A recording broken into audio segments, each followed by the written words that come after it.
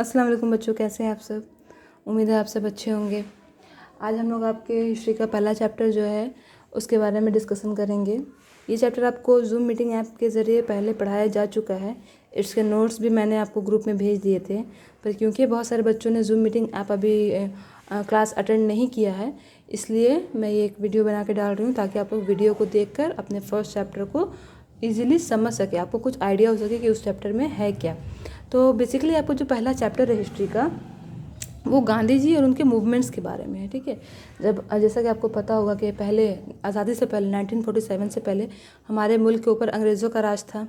ठीक है ना, बहुत सारे लोग उस समय आगे आए, उन्होंने आज़ादी के लिए अपनी जान दी, आज़ादी के लिए लड़ाइयाँ लड़ी, बहुत सारे मूवमेंट्स किए, आंदोलन किए, जिसके ज़रिए अंग्रेज़ों को यहाँ से हटाया गया। ठीक है, बहुत सारे लोग उस समय आगे आए थे, बहुत सारे लोगों ने अपनी जान दी थी, जिनको हम लोग फ्रीडम फाइटर कहते हैं।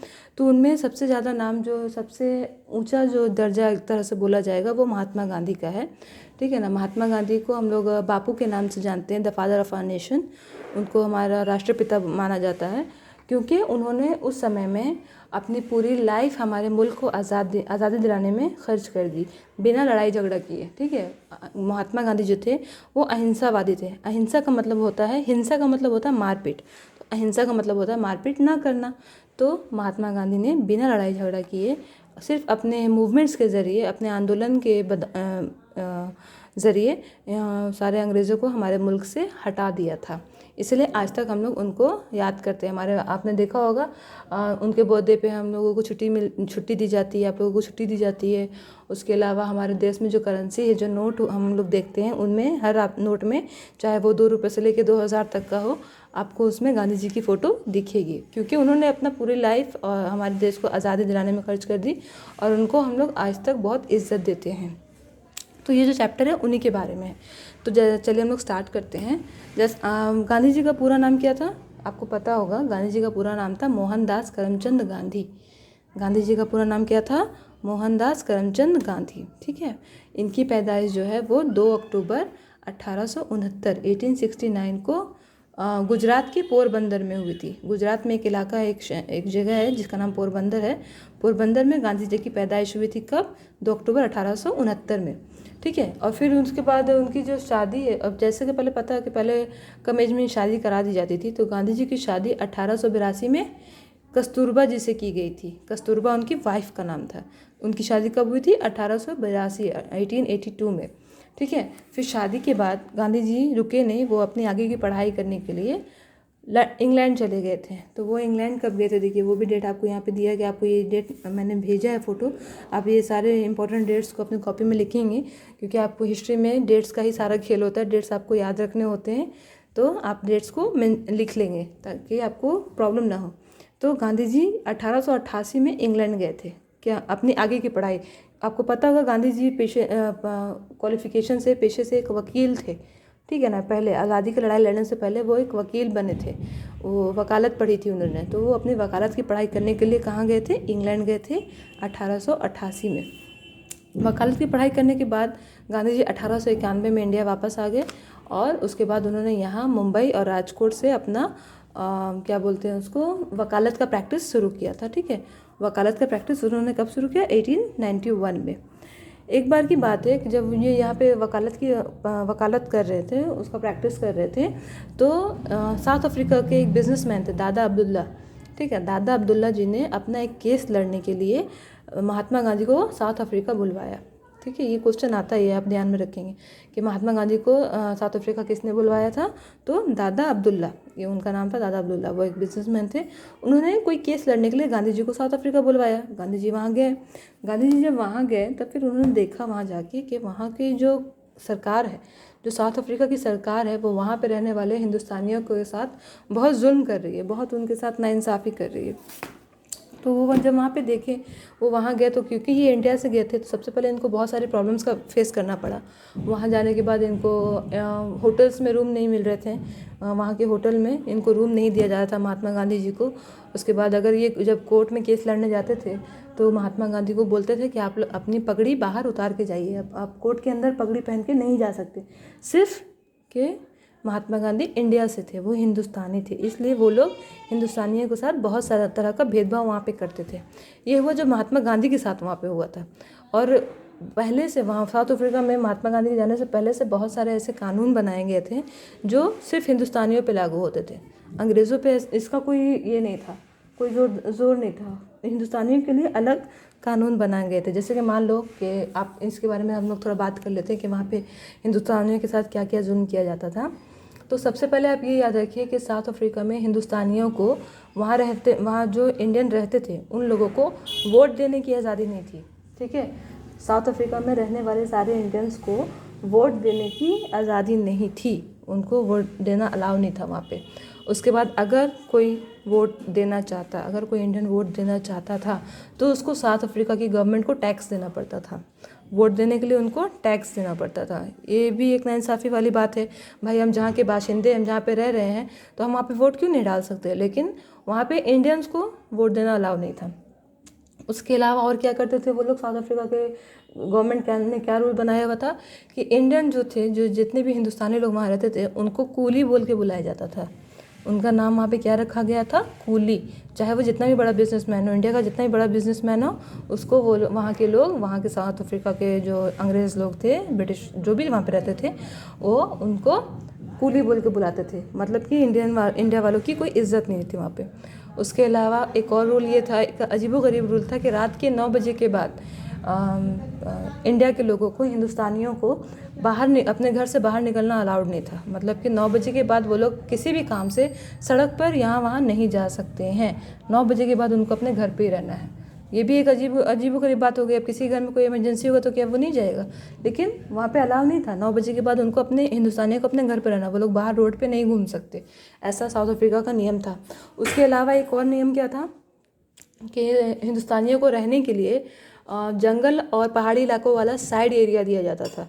उनको बोला जाता था कि जंगल और जो पहाड़ी इलाकों के जो साइड एरिया होते हैं ना, सुनसान एरिया, जहाँ पे लोग आबादी नहीं होती है, कोई फैसिलिटी नहीं होती है, ये सारी फैसिलिटीज़ जो होती है वो तो मेन शहर में ही होती है ना। लेकिन वहाँ पे क्या होता था कि हिंदुस्तानियों को रहने के लिए बोला जाता था कि आप लोग को रहना है तो आप लोग सारे इंडियन एक बस्ती बना के रहेंगे पहाड़ों या फिर जंगल वाले इलाकों में। मेन शहर में रहना उनको अलाउ नहीं था।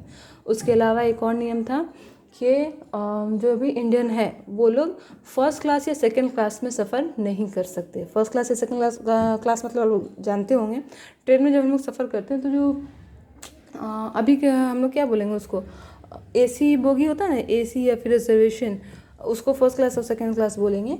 तो उनमें हिंदुस्तानियों को सफ़र करना अलाउड नहीं था, उनको बस थर्ड क्लास में ही बोलते थे आप लोग जनरल में ही सफ़र करेंगे। और फर्स्ट क्लास और सेकंड क्लास में सिर्फ वहाँ के जो साउथ अफ्रीका के जो मेन बासिंदे हैं, जो अंग्रेज़ हैं, वही वहाँ फर्स्ट और सेकंड क्लास में सफ़र कर सकते हैं। हिंदुस्तानियों को फर्स्ट क्लास और सेकंड क्लास में सफ़र करना अलाउड नहीं था। ये कुछ बेसिक पॉइंट्स है जो नाइंसाफ़ियाँ हैं जो वहाँ पे साउथ अफ्रीका की गवर्नमेंट हिंदुस्तानियों के साथ कर रही थी। तो जब महात्मा गांधी वहाँ पे गए तो उन्होंने ये सब वहाँ का सिस्टम देखा तो उनको ये सब समझ में नहीं आया। तो क्योंकि महात्मा गांधी के साथ भी एक ऐसा ही हादसा हुआ था, आपने सुना होगा, क्योंकि महात्मा गांधी एक वकील थे। तो एक बार की बात है कि वो फर्स्ट क्लास में सफ़र कर रहे थे, वो एक ट्रेन से कहीं जा रहे थे और उन्होंने फर्स्ट क्लास का टिकट लिया था। तो जब वो फर्स्ट क्लास में बैठे हैं तो कुछ दूर जाने के बाद जो एक वहाँ का पैसेंजर था, जो अंग्रेज़ था, उस पैसेंजर ने जाके टीटी को कंप्लेन कर दिया और टीटी ने आके देखा कि ये हिंदुस्तानी है और ये फर्स्ट क्लास में बैठकर जा रहा है। तो उनको, गांधी जी को, महात्मा गांधी को उनके सामान के साथ स्टेशन में उतार दिया गया, फेंक दिया गया एक तरह से। उनको वहाँ से ज़बरदस्ती धक्का देके हटा दिया गया कि नहीं, आप इंडिया से हैं, आप यहाँ पे फर्स्ट क्लास में सफ़र नहीं कर सकते। ये जो इंसिडेंट था ये गांधी जी को बहुत ये लगा, बहुत इफ़ेक्ट किया और उन्होंने ये डिसाइड किया कि यहाँ पे जो भी नाइंसाफ़ी हो रही है वो उसको ख़त्म करेंगे।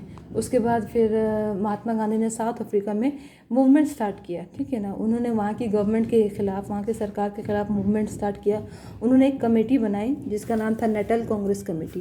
देखो, उन्होंने 1894 में नेटल कांग्रेस नाम की एक कमेटी बनाई साउथ अफ्रीका में, जिसका काम ये था कि वो उस कमेटी के ज़रिए वहाँ पे रहने वाले सारे हिंदुस्तानियों को इकट्ठा करके उनको समझाते थे कि आपके ख़िलाफ़ जो भी यहाँ पे नाइंसाफ़ी हो रही है, आपको उसके ख़िलाफ़ आवाज़ उठानी चाहिए। हम सबको, सारे हिंदुस्तानियों को मिलकर साउथ अफ्रीका में वहाँ पे जो हिंदुस्तानी रह रहे हैं उनको उसके खिलाफ आवाज़ उठानी चाहिए। तो उन्होंने एक नेशनल कांग्रेस नाम की कमेटी बनाई वहाँ पे, और फिर एक पेपर भी स्टार्ट किया जिसका नाम था इंडियन ओपिनियन। इंडियन ओपिनियन नाम का एक पेपर स्टार्ट किया, उसके ज़रिए भी वो लोगों तक, न्यूज़पेपर, ठीक है, लोगों तक ये खबर पहुंचाते थे कि कब कहाँ पे क्या हो रहा है और कब किसके साथ क्या नाइंसाफ़ी हो रही है, उसके खिलाफ क्या करना चाहिए। मतलब लोगों को मोटिवेट करते थे, एक तरह से आप मान लीजिए लोगों को मोटिवेट करते, इनकरेज करते थे कि आपको अपने साथ होने वाली सारे नाइंसाफ़ी के खिलाफ हम सबको एक साथ आकर आवाज़ उठानी चाहिए। ये दोनों चीज़ें वहाँ पे उन्होंने स्टार्ट की, और फिर वहाँ पे धीरे धीरे उन्होंने मूवमेंट्स किए, और उसका असर फिर देखने को मिला कि जब सारे वहाँ के रहने वाले सारे हिंदुस्तानी एक साथ आ गए, एकजुट हो गए, और सब ने वहाँ की गवर्नमेंट के ख़िलाफ़ वो जो नियम कानून वहाँ पे बनाए गए थे, जो भी मैंने अभी आपको बताया, उनके ख़िलाफ़ उन्होंने आवाज़ उठाई।